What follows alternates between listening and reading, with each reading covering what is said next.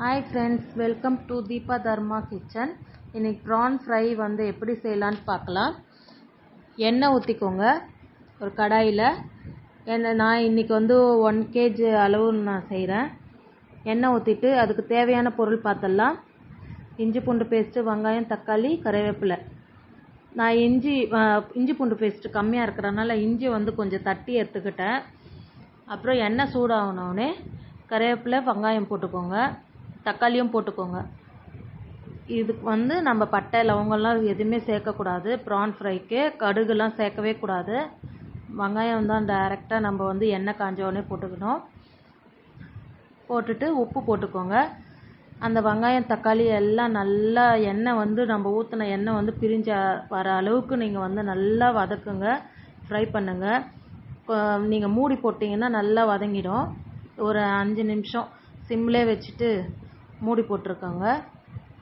மூடி போட்டிங்கன்னா நல்லா வந்து வதங்கிடும். உங்களுக்கு எண்ணெய் வந்து பிரிஞ்சு வந்த பிறகு இஞ்சி பூண்டு பேஸ்ட் இருக்குங்களே அதை ஆட் பண்ணிக்கோங்க. ஃபஸ்ட்டே கூட நீங்கள் ஆட் பண்ணிக்கலாம். இப்போ வெங்காயம் தக்காளி போட்டிங்களே அப்போவே கூட இஞ்சி பூண்டு பேஸ்ட்டு போட்டு நல்லா வதங்கிடலாம். அதுவும் சேர்ந்து வதங்கிடும், நல்லாயிருக்கும். நான் இன்றைக்கி போட மறந்துட்டேன், அதனால தான் நான் வந்து இதுக்கப்புறம் போட்டேன். நான் இஞ்சி பூண்டு பேஸ்ட்டு போட்டுக்கோங்க. நீங்கள் எப்படி செய்வீங்கன்ட்டு எனக்கு கமெண்ட் பண்ணுங்கள். அந்த மாதிரி ஒரு தடவை நானும் செஞ்சு பார்க்குறேன். அப்புறம் நான் செய்கிற மாதிரி நீங்கள் செஞ்சு பாருங்கள், உங்களுக்கு எப்படி வந்துச்சுன்னு சொல்லுங்கள். எறா வந்து 2 கிலோ எறா, ஆனால் நம்ம க்ளீன் பண்ண பேர் பார்த்தா 1 கிலோ எறா தான் இருந்துச்சு.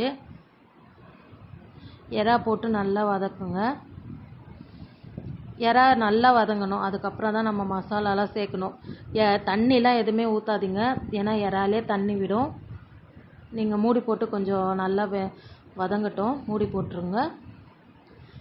மூடி போட்ட பிறகு நம்ம மஞ்சாத்தூள்லாம் போடலாம். ஏன்னா நம்ம எறா கழுவும்போது நம்ம மஞ்சாத்தூள் போட்டு கழுவிருப்போம், ஆனால் அது எல்லாம் போயிட்டுருக்கோம். திரும்பவும் நம்ம மஞ்சாத்தூள் போடணும். ஒரு 1/2 ஸ்பூனாவது போடணும். ஒரு 1/4 ஸ்பூன் போட்டுக்கலாம். அந்த தகுந்த மாதிரி போட்டுக்கோங்க. சின்ன ஸ்பூனில் தான் நான் போடுறேன், அது தகுந்த மாதிரி நீங்களும் போட்டுக்கோங்க. நிறைய மஞ்சத்தூள் போட்டால் கூட ஓவராக ஒரு மாதிரி ஸ்மெல் வரும். மஞ்சத்தூள் ஓவராக போட்டால் அதோட டேஸ்ட் எல்லாமே மாறிடும். எந்த குழம்புக்குமே மஞ்சத்தூள் அதிகமாக போட்டிங்கன்னா அந்த குழம்போட டேஸ்ட்டே வந்து வேறு மாதிரி ஆகிடும். அப்புறம் வெறும் மிளகாத்தூள் போட்டுக்கோங்க. உங்களுக்கு வெறும் மிளகாத்தூள் வேணான்னா நீங்கள் குழம்பு மிளகாத்தூள் கூட போட்டுக்கலாம். நான் வந்து வெறும் மிளகாத்தூளும் போடுவேன், குழம்பு மிளகாத்தூள் கொஞ்சமாக போட்டுப்பேன். அப்புறம் தனியாத்தூள் போட்டுக்கோங்க. இப்போது வெறும் மிளகாத்தூள் வந்து நீங்கள் 2 ஸ்பூன் போடுறீங்கன்னா தனியாத்தூள் ஒரு 3 ஸ்பூன் போட்டுக்கோங்க. சரிசமமாக போடாதீங்க, கொஞ்சம் காரமாக இருக்கும். தனியாத்தூள் வந்து ஒரு 3 ஸ்பூன் போட்டுக்கோங்க. போட்டுட்டு குழம்பு மிளகாத்தூளும் நான் ஆட் பண்ணிக்கிறேன். கொஞ்சம் போட்டு நல்லா கலந்து விட்டுக்கோங்க. எனக்கு திரும்பவும் காரம் பத்தலை, அப்புறம் நான் திரும்பவும் காரம் சேர்த்தேன். உங்கள் காரம் எப்படி இருக்குன்னு பார்த்துங்க. ஏன்னா ப்ரான் ஃப்ரை வந்து கொஞ்சம் தித்திப்பாக தான் இருக்கும். கொஞ்சம் நம்ம என்ன தான் நம்ம வெங்காயம் வந்து கம்மியாக போட்டால் கூட அது ஒரு மாதிரி தித்திப்பாக தான் இருக்கும். நீங்கள் காரம் கொஞ்சம் தூக்கலாக போட்டுக்கோங்க. நானும் திருப்பியும் 1 ஸ்பூன் போட்டுக்கிட்டேன். கொஞ்சம் கலர் வந்து லைட்டாக இருக்கிற மாதிரி இருந்துச்சு, பார்த்துட்டு போட்டுக்கிட்டேன்.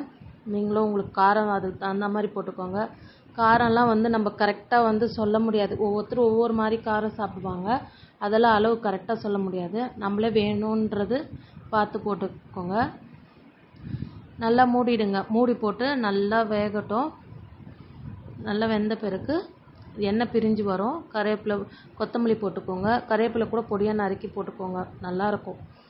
இன்னும் அவ்வளோதான். இந்த சேனலை பிடிச்சிருந்தா லைக் பண்ணுங்கள், ஷேர் பண்ணுங்கள், சப்ஸ்கிரைப் பண்ணுங்கள். தேங்க்யூ.